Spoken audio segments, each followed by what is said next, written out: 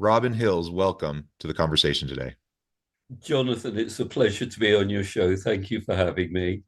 It's a pleasure to be sitting down with you. You're joining us from the UK. I'm south of Salt Lake City in Utah. And today we're going to be talking about the future of emotional intelligence. I think this is a really fun topic. I always like talking about emotional intelligence, generally speaking.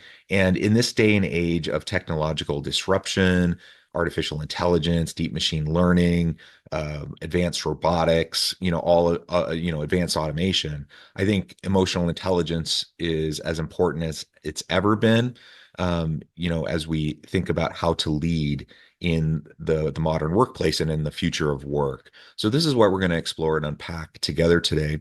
As we get started, I wanted to share Robin's bio with everybody. Robin Hills is the director of EI for Change, a company specializing in educational training, coaching, and personal development focused around emotional intelligence, positive psychology, and neuroscience. He has taught over 400,000 people in 195 plus countries how to build resilience, increase self-awareness, and understanding of others. His educational programs on resilience and emotional intelligence cover the most comprehensive and detailed education of any emotional intelligence organization and are today used in educational establishments in South Africa and India.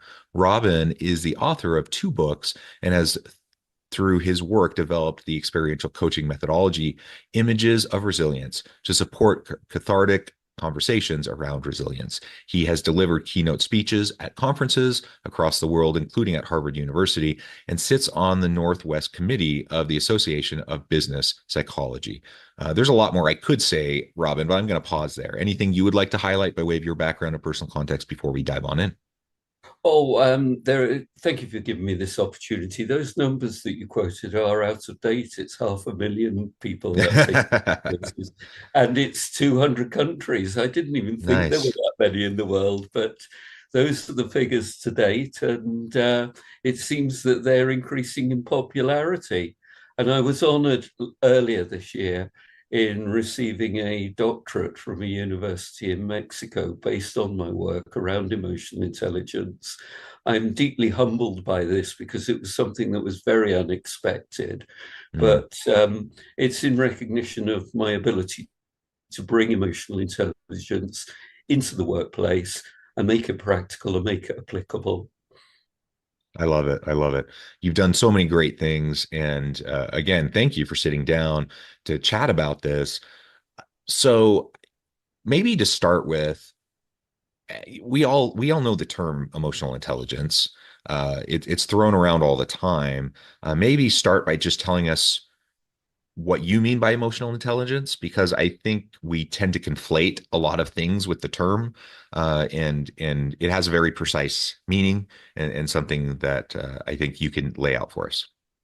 Sure. Well, you've got these two words, emotional and intelligence, and together they don't seem to work, but together Mm, they do work because we are human beings and we are driven, whether we like it or not, by our emotions. Our emotions are physiological and psychological adaptations to our environment.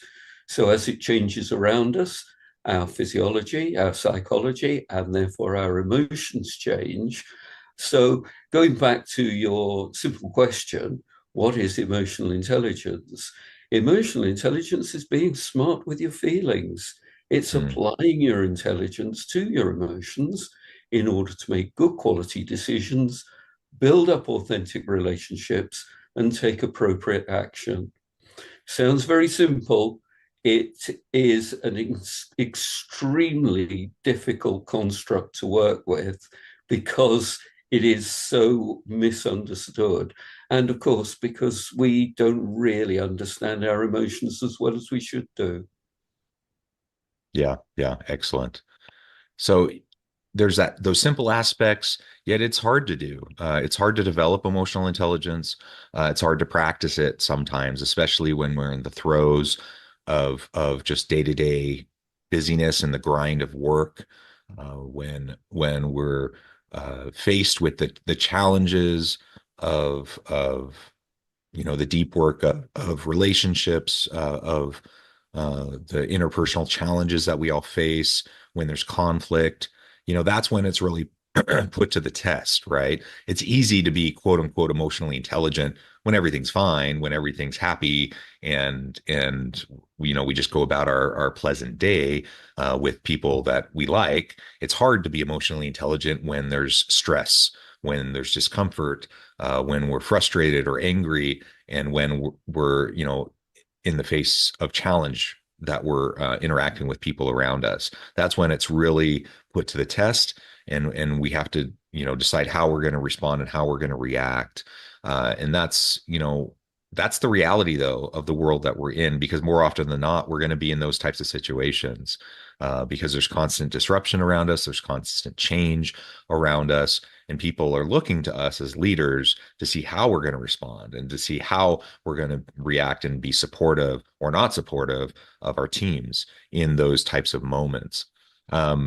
So given that kind of a context, given that kind of an environment, what aspects of emotional intelligence do you think artificial intelligence might be able to replicate in the near future?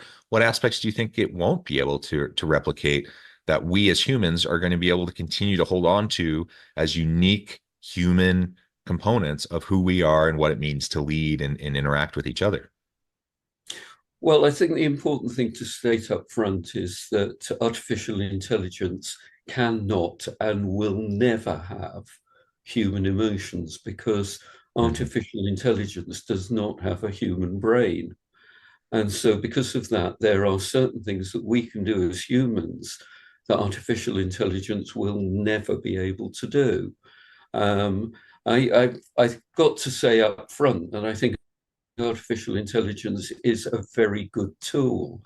It's not brilliant, it's very good. There are still elements of it that need working through and need developing, and hopefully it will develop in the right direction.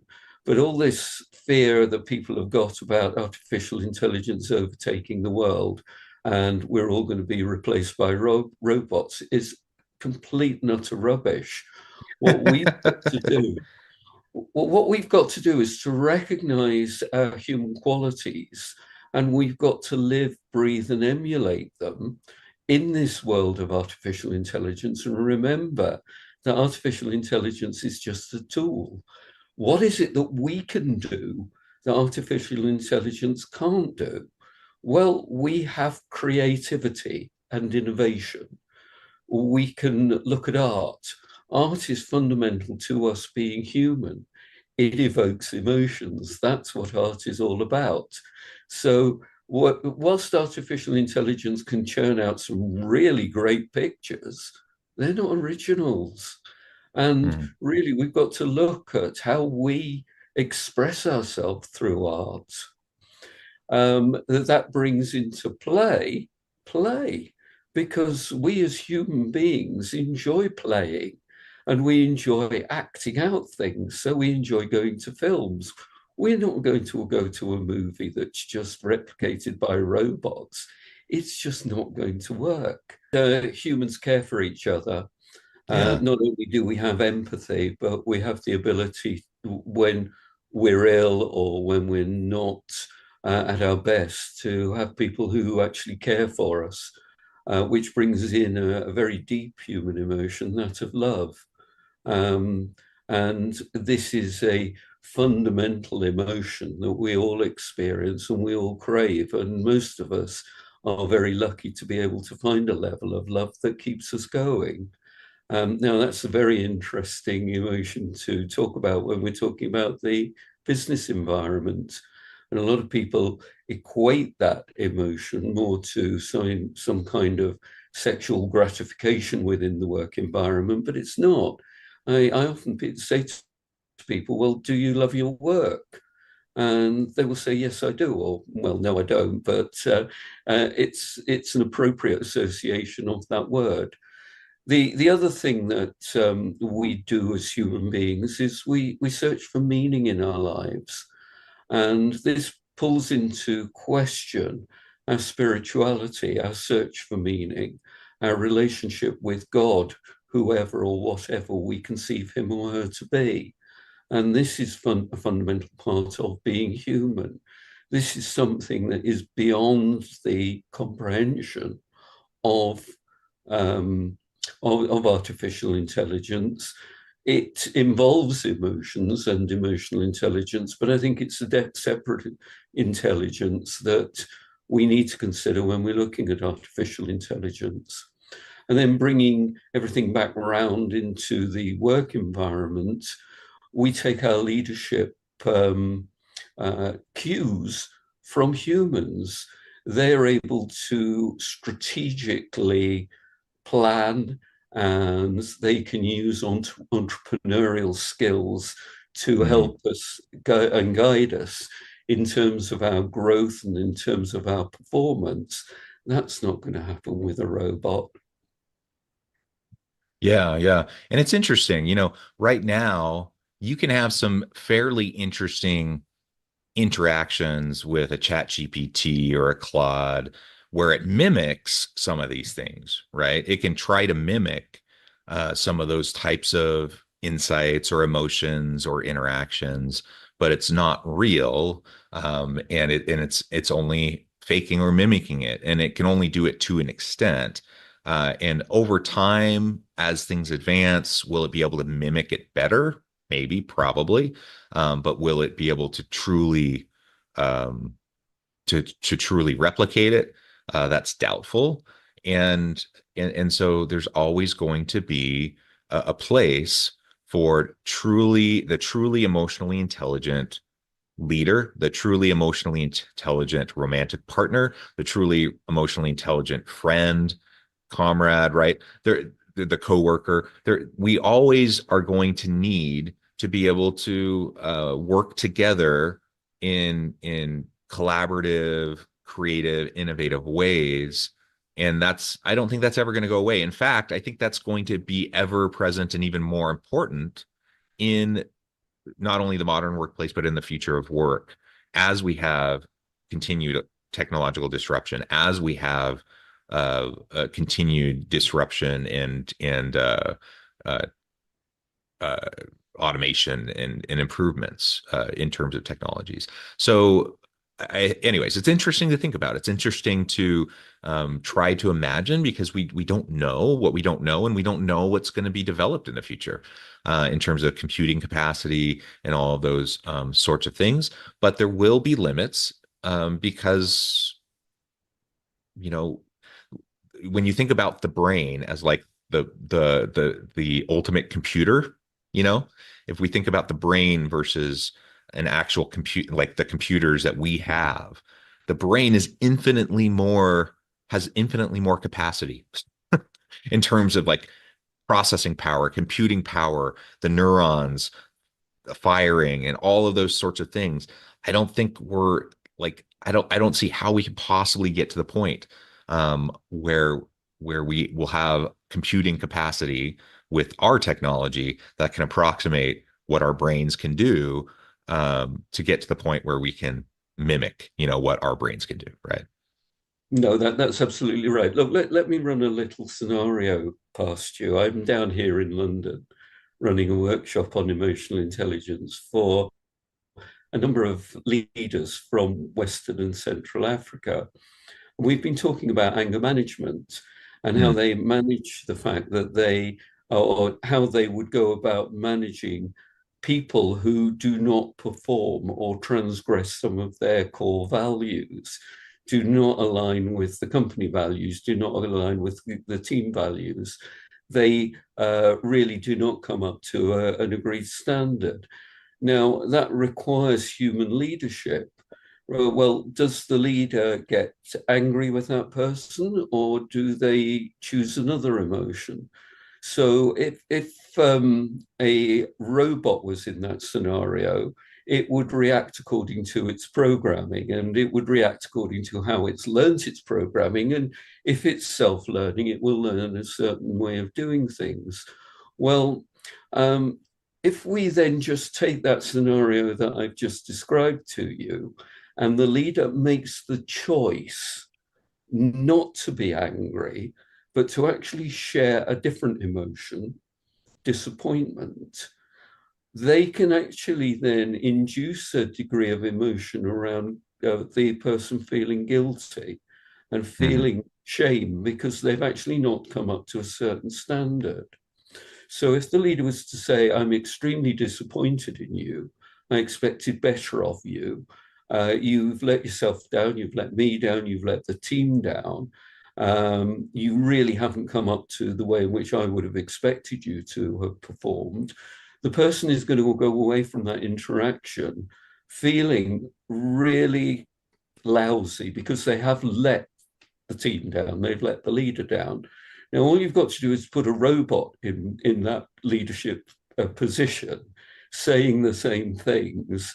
And what's the person going to do? They're just going to shrug their shoulders and say, I don't care. So, this is where the human to human connection will never be replicated by a robot. And okay, we can have some really good robot leaders, but they haven't got that ability to connect with humans at the emotional level. They haven't got the ability to care about another person's performance, good or bad. So these are things that I think what we've got to do moving forward is to build upon these things that I'm highlighting and that you're highlighting, John, around what makes us human and what we can do in the future to work with very positively the tools that we've now been given. It's going to change. It's going to change dramatically. We're going to change as humans, but we can change for the better. So what would you say are some of those things, what are some of those capabilities, those skills, those competencies that we need to develop to future-proof ourselves as leaders in the future? As there are all these technological, you know, improvements that are going on around us. I think the key component, which is a key fundamental component of emotional intelligence that we really do need to focus in on, is empathy. And it's the way in which we understand another person's point of view through their thinking and their emotions and their behavior. And if we can work to empathize with people, then we will build up better relationships. This is something, again, that a robotic brain, a computer brain, will never be able to do. But even though you and I are thousands of miles apart, you and I are empathizing with each other. And by so doing, I am influencing your brain structure and you are Hmm. influencing my brain structure. And my brain is going to change as a result of my interaction with you, John, and yours will change according to the interaction with me. Now, that's not going to happen with a robot. Yes, the algorithm might alter slightly, but the fundamental components of that brain will remain exactly the same. Whereas ours are a lot more plastic. We Yeah. have, uh, hundreds of thousands, billions, millions of years of evolution to get to this point. It's not going to happen with a bit of programming over a few decades. Yeah. Yeah. Absolutely. And I can't help but think, as you've been sharing some of, your analysis here and experience, I think of examples like Star Trek or Star Trek: The Next Generation. I think of if for anyone who has watched that show, and you think of the character Data, uh, who's the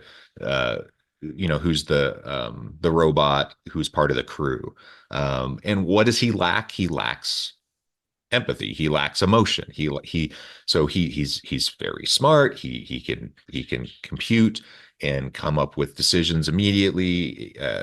He's a great asset. He's a great tool, but he lacks emotion. He lacks empathy. He lacks humor. He lacks the ability to connect, on that personal level. And it's exactly what you're describing, right? It just is fundamentally different than a human to human connection. And so as we move into the future of work, as we try to shore up as we try to future proof our own, jobs, and make sure that we are relevant in the future.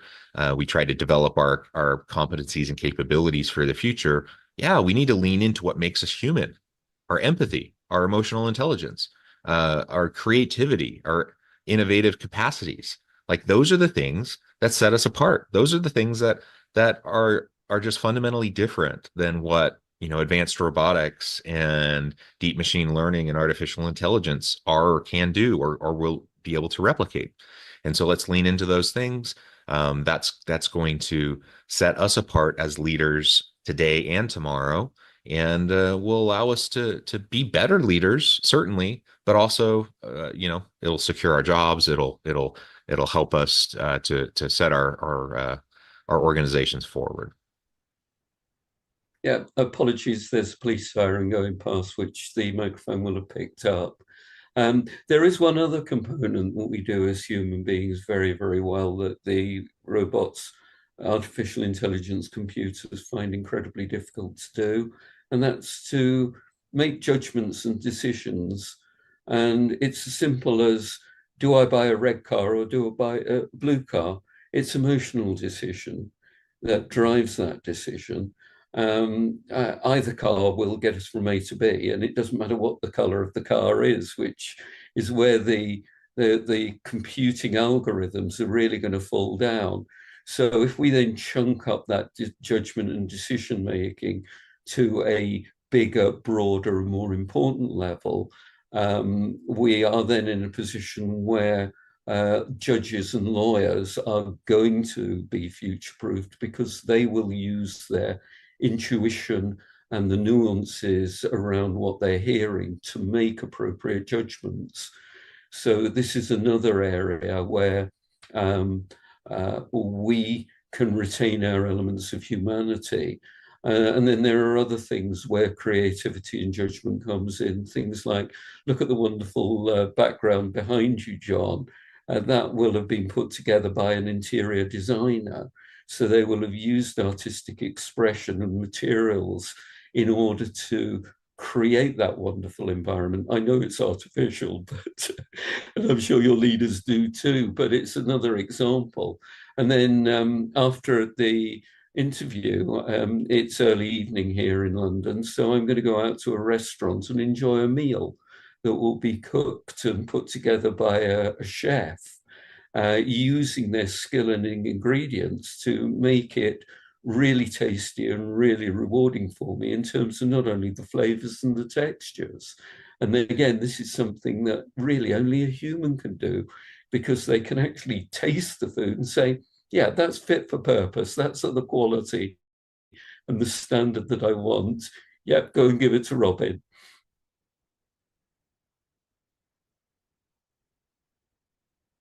Absolutely. Robin, such a great conversation. I note the time. I need to let you go here in just a minute. Before we wrap things up for today, I wanted to give you a chance to share with the audience how they can connect with you, find out more about your work, and then give us a final word on the topic for today. Yeah, sure.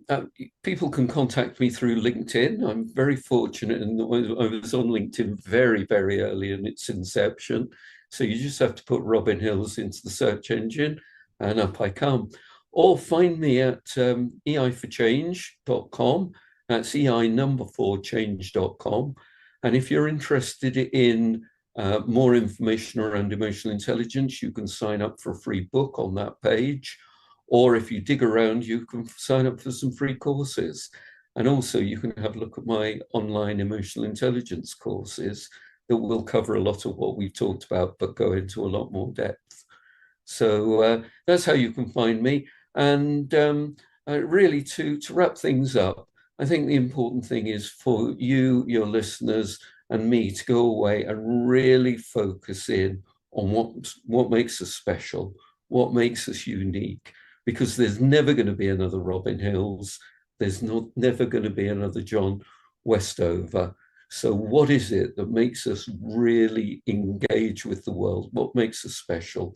And what gives us the meaning to be what we are destined to be?